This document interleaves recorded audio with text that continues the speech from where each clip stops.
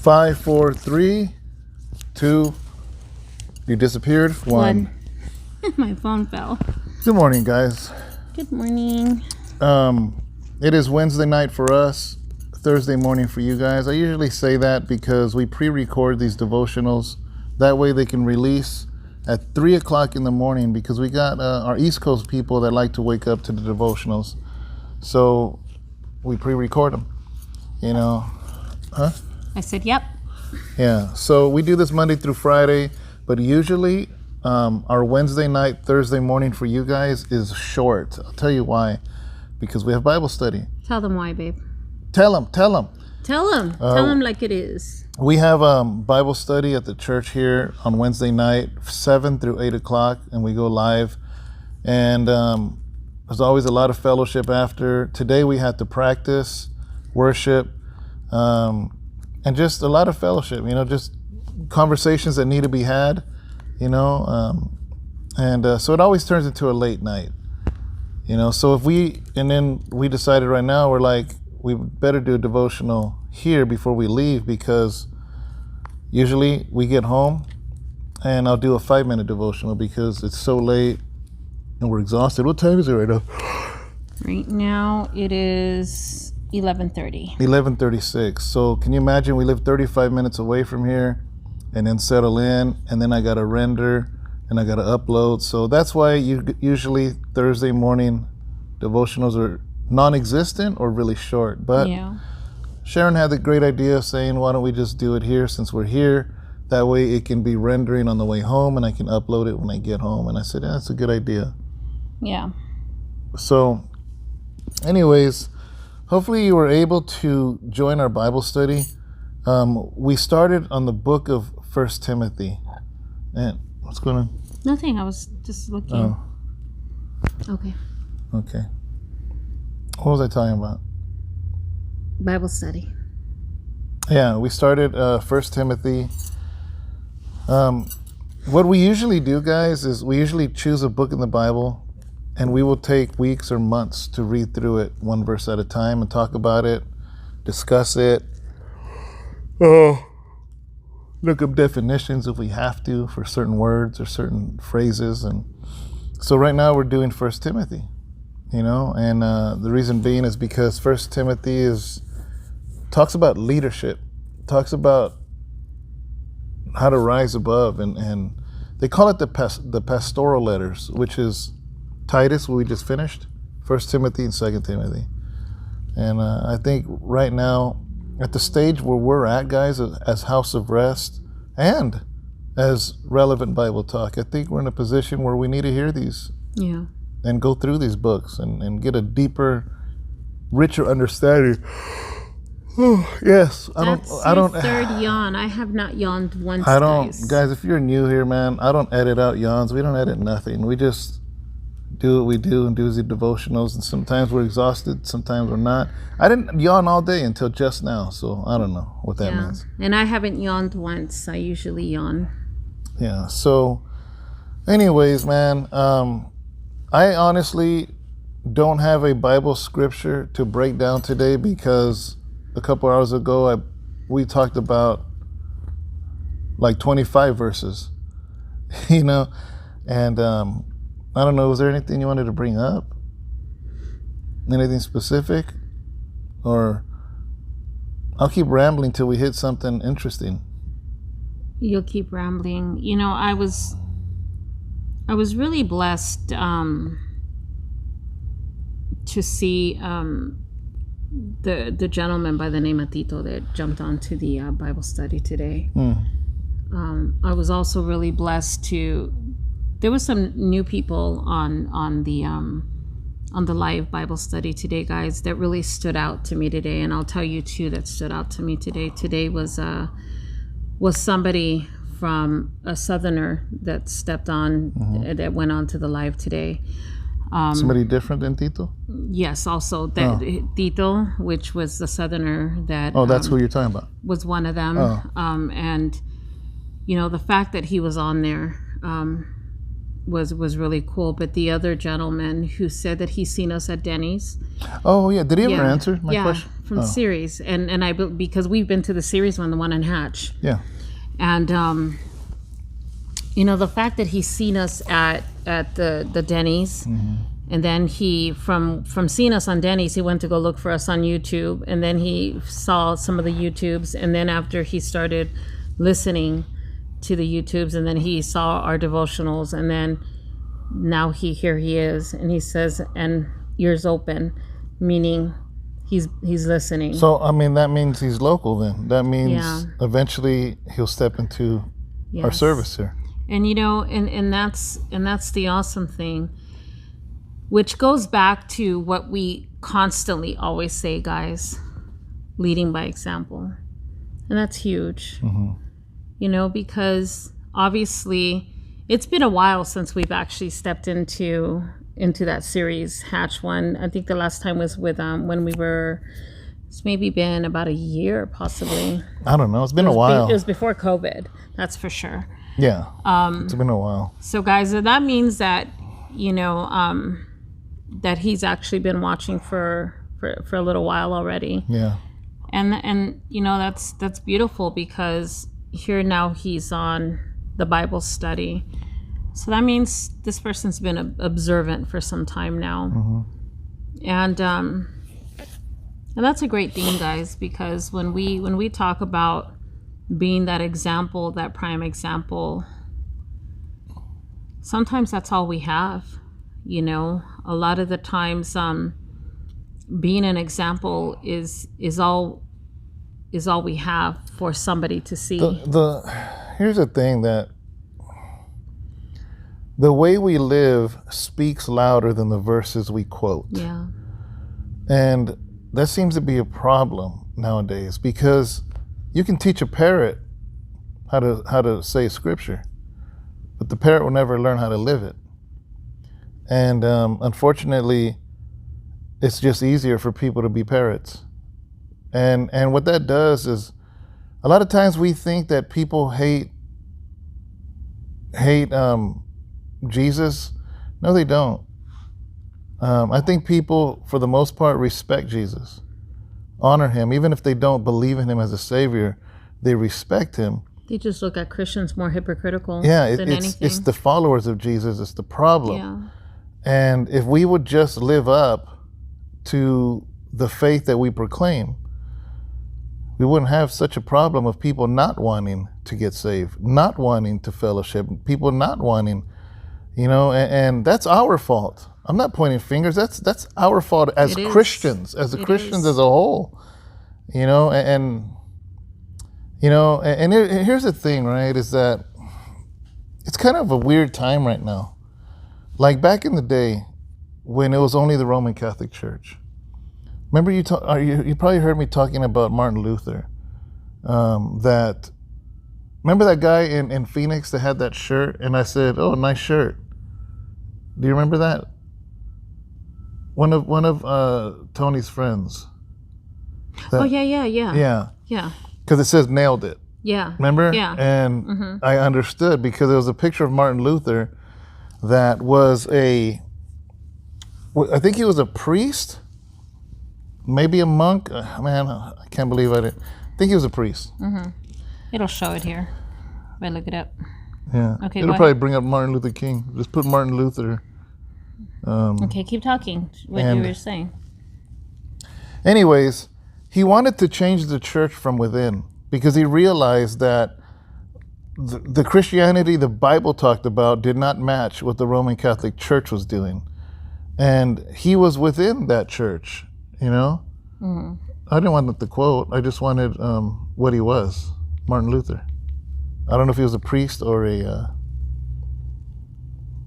monk. I want to say he was a priest. That one? Yeah, I just want to know about him. I didn't want the shirt. Like, what did he, that was the shirt the guy had though, anyways, regardless of the fact, he was within the Catholic Church. He was a Catholic, and he realized in reading the Bible that the Catholic Church was doing things wrong, and does it say what he was?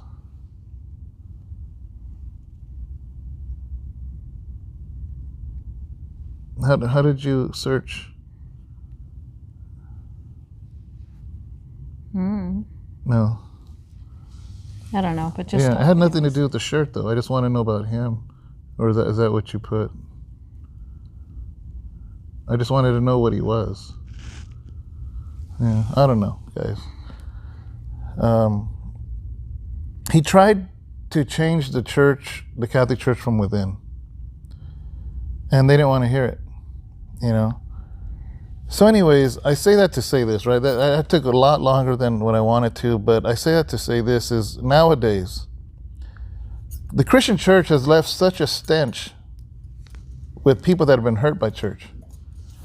People that would go into a church building and they would sing songs in the beginning, and they would take up a tithe or an offering, and they would take up basically the way we run service. Yeah. It has left such a stench that now, that if you actually want to do it right, people can't see past it. Yeah. You know, because they've been so discombobulated by people that have not walked the walk and just talked the talk only. And so they've been hurt. So then they step into here and they're like, oh man, there it goes. They start with worship. Oh, they're picking up offering and tithing. Oh, they're just like everybody else. So it's it's really hard sometimes to reach people because it feels too familiar. Yeah. Do that make sense? Yeah, it does make sense. But some of the first people that feel that way also are the closest people to you, which are your family even. And I think a lot of the times what happens is that it's because, in Christianity, a lot of the times the first people that we're trying to bring to Christ, or we're trying to do that, or we're trying to impress or to show them our Christianity, is our family. And what happens is that a lot of the times we try to show our family, look, I'm doing this Christian thing, but yet then our family are the first people that we actually fall with, we don't keep things aligned the way we're supposed to, and it's like you stumble with your family so much that your family thinks you're a laughing joke a lot of the times, and it's sad because you become like this laughing stock to your family that it just doesn't become believable to them, and it's hard to even win your family over. Yeah. Oh, the problem is that Jesus couldn't even win his own family over. His own brothers mocked him and didn't believe him, so we shouldn't be surprised. Yeah. Because Jesus did have brothers. I know a lot of people don't realize that. He had brothers. I think he had sisters, because people say, oh, what do you mean? That was a Virgin Mary. After the firstborn. It doesn't say she stayed that way. She had a husband, guys. Come on. She had a husband. She had a regular marriage. But his own brothers didn't receive him. And Jesus said, see, here's the thing. Jesus grew up in Nazareth, a little town. And the Bible says that when he came through there, not many people got healed because they couldn't take him serious. Yeah. Because they're like, oh, that's that little booger kid that used to run around here. So they couldn't take him serious. And that's what happens with family. Is the older people in your family don't take you serious because they probably changed your diaper, saw you, running around, so they can't take you serious. Your cousins ain't gonna take you serious because they probably did a bunch of ungodly stuff with you, so they think they know you more than what you're trying to proclaim. And what doesn't help is if you yourself are not walking right in the things of God, and you act different in front of your Christian friends, and then you act different in front of your primos and your cousins. Well, of course they're not going to. So all of those things against you make you a laughing stock. But then Christianity, back to what I was saying, Christianity as a whole has done that to the world. Yeah. So I have struggled with the fact of people. That's why like a lot of people are doing house churches and let's do a house church and this and that because it doesn't have the same stench as the churches that hurt them. So it feels different. like a different environment. They want nothing to do. We don't want instruments. We don't want anything that resembles church, you know? And but isn't that almost like just sweeping it under the rug, though? Isn't that almost like just trying to avoid something? well, In a sense, I though. I unfortunately, because my brain Not wanting to face the... my brain makes me see it both ways. You know, that's the problem with me, is I sort of get it. Because but, it's almost like, in my sense, it's almost like not wanting to go out into the world, but you gotta face the world, you know. But it's like you still gotta go out and face the world, but it's like, come on, you know. but I think it's different than that. Okay, maybe I didn't think about this, but let's change the subject of Christianity or anything. A lot of times when we use a different example outside of Christ, it helps us to see things clearly. Yeah, okay. Me growing up, fast food was very basic. It was Taco Bell, McDonald's, Burger King, a few other handfuls of other things, right? You in LA, you guys had more options than we did.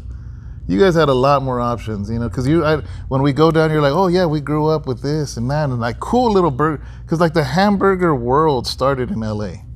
So maybe you won't get this, but us that were not in a big city like Los Angeles area, all we had in our towns was a McDonald's, a KFC, a Taco Bell, and a Burger King. That's pretty much it, guys. That's all we had. These box places so as the years passed, all of a sudden I remember different places. You know, you had like Subway where you can make your own sandwich. Like, you know, it was just so different that you're like, this is cool, man. Like, you know, because everything else was like on the menu, and it just felt very fabricated, I guess. And now everything's different, like to the point now where you have a pizza places that you pick and choose your own ingredients. That was unheard of back growing up. Back then, you're gonna get a cheese pizza, pepperoni pizza, or what's the one with everything? Supreme. Yeah, so that was it. And now it's like I could choose the cheese I want. I could choose the sauce I want. I could choose the bread I want. You know, like it's so unheard of. Impressed. So I think people have been so hurt by church that when somebody has a house church, it feels fresh. It feels different. You know, I think that. Now, does that mean I agree when people do house church and they're against like what we're doing? That is sweeping it under the rug. That is, I think, more of, then I agree with exactly what you're saying. Like, how did you say it?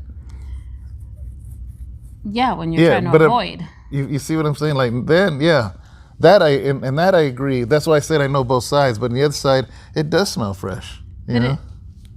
Well, maybe because I haven't experienced that yet, because I've seen that a lot of the people that have went to house churches have said so much negatively about, you know, church, that I still haven't yet. Maybe that's why I feel that, because I kind of feel like it's always a constant, like, you know, stabs. Yeah, there's so many stabs and so much negativity about church, that it starts out like that, but after observing, after time, it always ends up with stabs towards a church. That I just kind of feel like, well, you're gonna have to face the world, and it just always seems like it always goes towards that way. So that's why I kind of say that, because I always see that it starts one way, but it always ends up the other. It always ends up that way. You know, so. But then you do have churches that hurt people. Yeah. And that's the counter thing of it. But here's my thing. Here's why. When a house church begins and it becomes against, say, a church, like they'll say, oh, I'm against organized church, for instance. And I'm really careful with this, right? Because I understand church hurt. I understand there's a lot of churches that hurt people. You know why? Because a lot of them start coming here. So I get it, you know. Yeah. So I say that with all sensitivity, but I'll say this, is that if somebody says they're against organized church and they preach a beautiful gospel and they have a beautiful way to deliver it and an awesome way to teach it, right? There was 5 people in their living room is going to turn into 50, okay? And then it's going to turn to 80.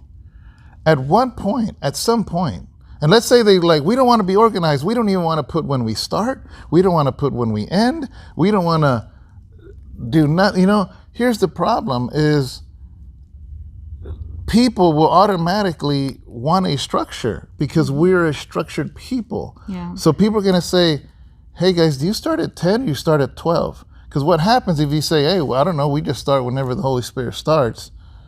What does that mean? Like, do I show up at 7 in the morning? Or do I show up at 12 noon? You know, and it gets, so at one point, what I'm trying to say is, if it goes to 80 people, 100 people, you're going to have to organize it. And now guess what? You just became organized church. Mm-hmm. You know, because this is going to point to what you said. Once you got 80 or 90, 100 people, who's going to clean? Who's going to straighten up? Who's going to make sure there's toilet paper? Who's going to make sure there's water bottles? Well, if you delegate that, you are now organized. You know? And then somebody might say, well, no. Our house church is we only grow to 30 people. Once we grow to 30, then we break out to another house. And then we have 2 house churches until that grows to 30. And then that breaks out. I said, oh, so now you have organized house churches. It goes back. Do you see what I'm saying? You have administration. Exactly. You obviously keep track of all Somebody's of that. got to keep track of something. Yes. So now you have become organized. Yeah.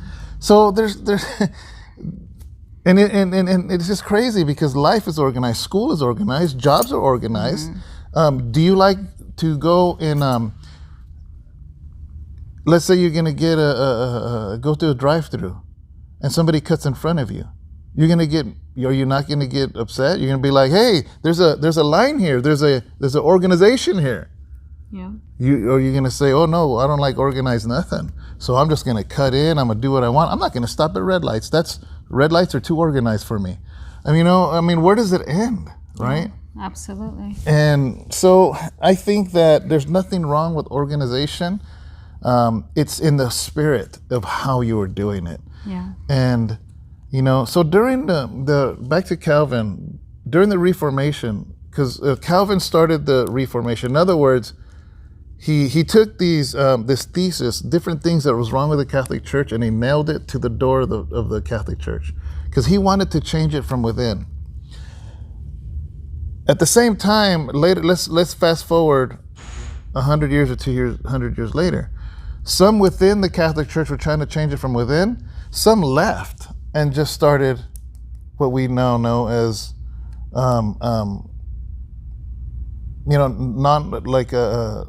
non-Catholic, like just Christians, mm-hmm. Christianity, mm-hmm. Can't think of the word right now, but so you have both groups, one trying to do it from within, and another says, we're not even going to be part of this, we're going to start our own thing. Mm-hmm. In a way, that's how I see some... Like a non-denomination? Yeah, that's not the word I'm thinking. I don't know why. It's probably a really simple word that I've said 1,000,000 times and my mind's blank right now, probably because it's almost midnight. But anyways, those people within the Catholic Church saying, this is wrong, we need to fix this. Mm-hmm. Other people said, I want nothing to do with it. We're going to start a whole different thing without the Catholic Church, right? So, isn't it the same thing now? A lot of people, like in the Titanic, when the Titanic is sinking, mm-hmm. they just start jumping off. Yeah. Right? And let's say there was engineers that could have possibly fixed the hole and stopped Titanic from sinking. Mm-hmm. Let's say that was there. Those engineers would have a choice to say, man, the ship is sinking, let's jump off. And others would say, you know what, let's fix it. Let's stop it from drowning. Let's stop it from sinking, right? Mm-hmm. I think that's where the boat we're in. Because honestly, organized church has ravaged people. I'm not gonna not admit that. Yeah. And people have jumped ship and basically say, let it sink. And they have started house churches with a disdain toward church buildings. And some people, and this is where I believe my heart is at, is I'm not going to jump ship. I want to do it the way it should have been done in the first place. That's kind of my thought pattern. Yeah, I agree with you. And I think as well, with a sense of letting things to happen organically, the way they should have, been allowed to happen in the first place. I think that's the way Jesus intended things for them to be, is for things to happen organically and naturally. And I think that's something me and you have always said, for things to just happen organically. You don't force things to happen. We never push or insist on anything to happen. We just allow it to happen. We allow Jesus to just place things in people's hearts. And I think that's one thing. I think the other day we were sitting here talking, I think it was to one of the brothers the other day, when he says, why is it that you just don't tell people to just do things? And I said, it's not for me to tell people to do things. People have to want to do something, because he said, well, why are you guys always doing stuff? And I said, we don't sit here and we don't force people to do anything. It has to come from somebody's heart. If somebody wants to serve, if somebody wants to come and say, you know what, I would love to do this. It has to come from their heart, guys. You can't ask people to do something, because what happens is if they're not wanting to do it, then the commitment will not be there. There will not be commitment. There will not be consistency, and there will not be that loyalty. You have to want to do it from your heart unto God. And I've learned that a long time ago. I think that's why we're just sold out, for the things of God, and when you know what the Lord has done for you in your life, when you know that he's pulled you out of that rut, when you know everything that he's done, and you're just so open to do whatever it is that he's called you to do, and you just like, Lord, I'm 150%, I'm just 1000% in, and you're committed and you don't question it. You're just so joyful to do something unto him, and you're just committed. You're consistent. You don't even ask. You're just like, I just want to do it. I just want to serve. And I guess it's hard, because I know that a lot of the times life in the world keeps us busy, but the thing is that we have to change our, like you say, our perspective, and change our attitude, and be like, oh, well, I got to make time for the things of God. No, God makes time for us, and we have to make time for the other things of the world and always have time for God, And I think we just have to make, change our perspective and change our heart and of a lot of things in the things of the Lord. We got to remember that he provides us with a job. He provides us with all those things. So we should always have him first in priority in everything in our life. Yeah.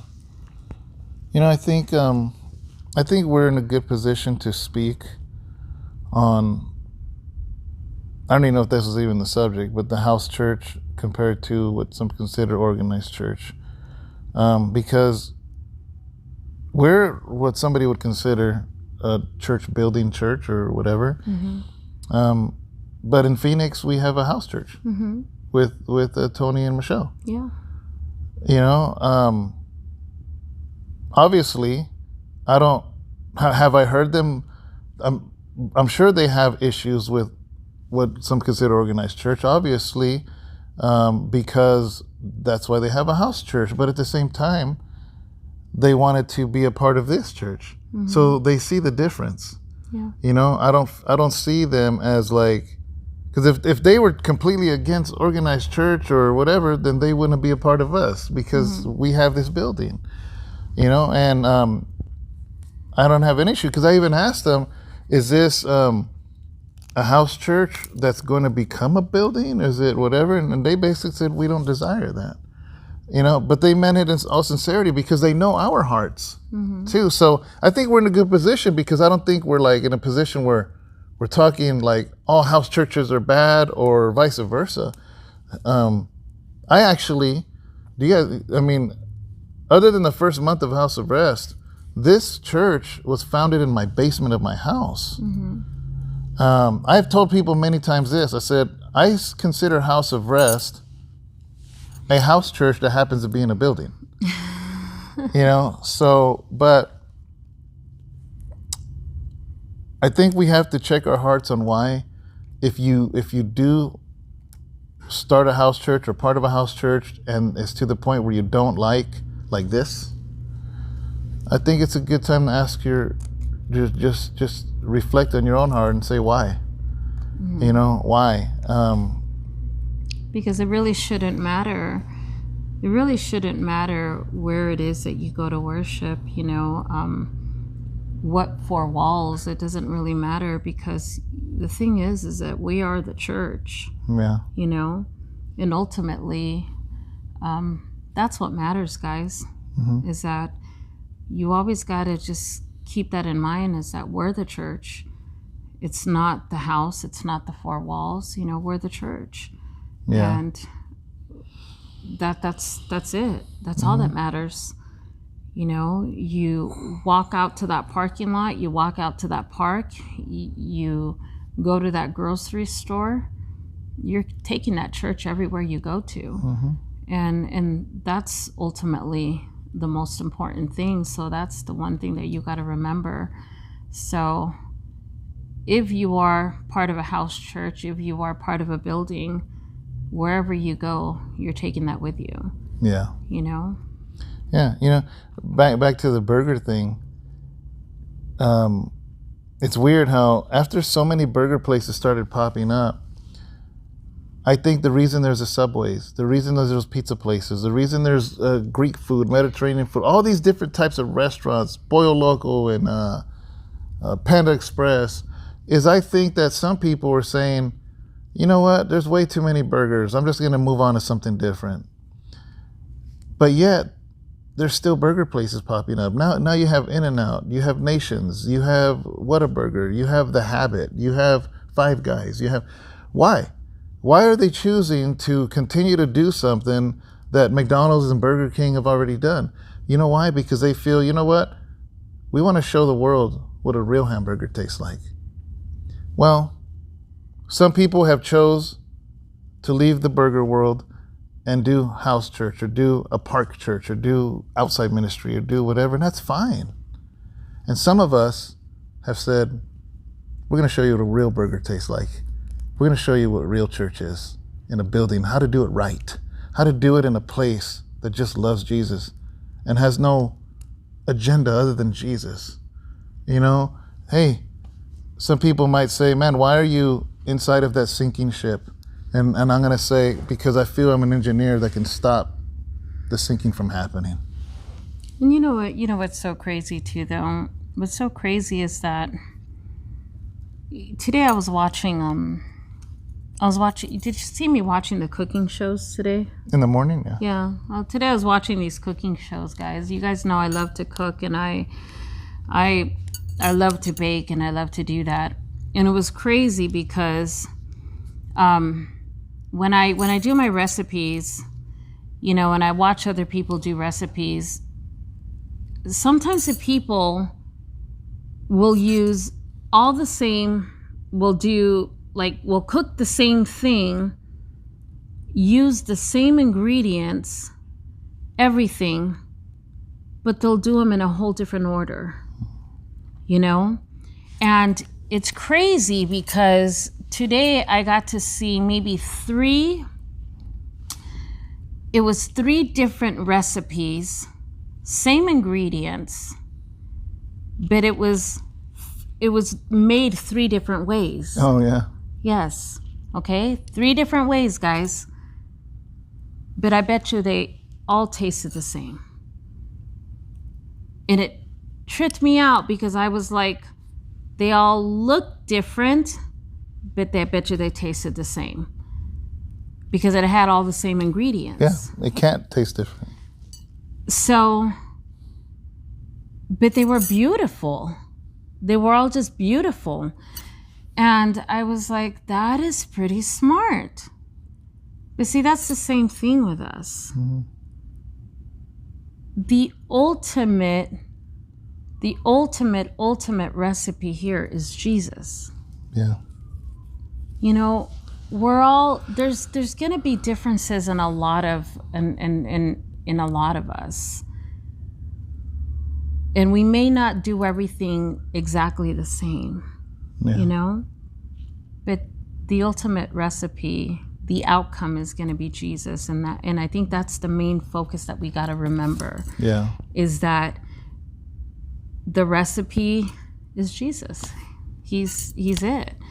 And, you know, there may be a church that may be right down the corner that may have the same ingredients and may have, you know, may do things a little bit different than us and everything. But as long as the outcome is Jesus, it's all right, guys. You know, and I think that's important. There may be a house church that may be, you know, but here's the thing, the outcome has to be Jesus. Yeah. And that's okay, you know? Mm-hmm. So we just got to remember that. We just got to make sure that the focus and that the outcome is Jesus. It doesn't matter, but as long as the ingredients lead to Jesus, that's what's important. And that's what I was watching today. I was tripping out because I was like, whoa, that's pretty cool. I agree. You know, and I don't think that any of you guys are, even if you do belong to a house church, I doubt you guys are part of a church that hates what it is we do, because then you wouldn't be watching us. So I don't think we have that type of viewers, you know. But keep this in mind, is that if you do run across somebody that, and maybe hate's a strong word, but doesn't like organized church in this sense, or the fact that, like, we have a church building, we have a pulpit, we have a stage, we have, you know, speakers here and some lights.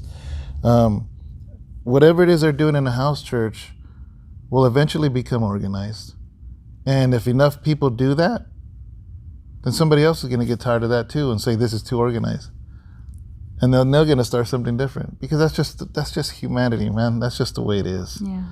You know, so it will get to that point. Trust me, it will get to that point, because, you know, those families will bring children, and, you know, the children will need to be taught.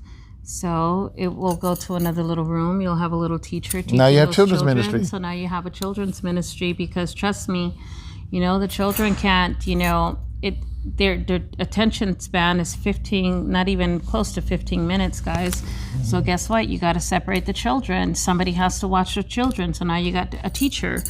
You know, it all starts very, very small. How do I know this? I've been in ministry for a very, very long time. And trust me, I'm one of the ones that have been in that position to start watching children. It all starts like that. Guess what? I've been in administration for a very, very long time. And guess what? We need money for coffee. We need money for this. We need money for products. I have seen it, and I have lived it. So I know what it's like to have to wash the toilets, wash the dishes, clean the floors, vacuum the church, you know, to do it all. Yeah. And it might be possible for you to do it all if you have a small amount of people, but let it grow to 70, 80, 90 people, you know, and you're going to have to delegate other people to help you. And if you're like, well, no, I don't want to do that because we don't want to be organized, well, then, my friend, you will burn yourself out. Yeah. And you will become bitter, and you will start to dislike the people in your own congregation, because you will see them as they just come and they use and they leave, and I got to do everything now. So this is just some reality for me. See what happens when we don't have a Bible verse? We're just talking like as we're sitting over coffee right now, which hopefully you guys are drinking coffee. Well, I actually did have coffee, and I think that's why I'm kind of pumped up right now. Oh, I didn't. So we're gonna get going, guys. I don't know if we rambled on or if this is even something that's even interesting for you. I don't know. Maybe some of you are like, house church, building church, what's the difference? And praise God if you don't know the difference. That's actually a good thing, but hopefully we just said something that you found interesting, guys. Absolutely. So have a good day. Have a blessed day, and we will see you tomorrow for tomorrow's devotional, and we'll use a Bible verse, I promise. Bye, guys. Bye. My banana clip.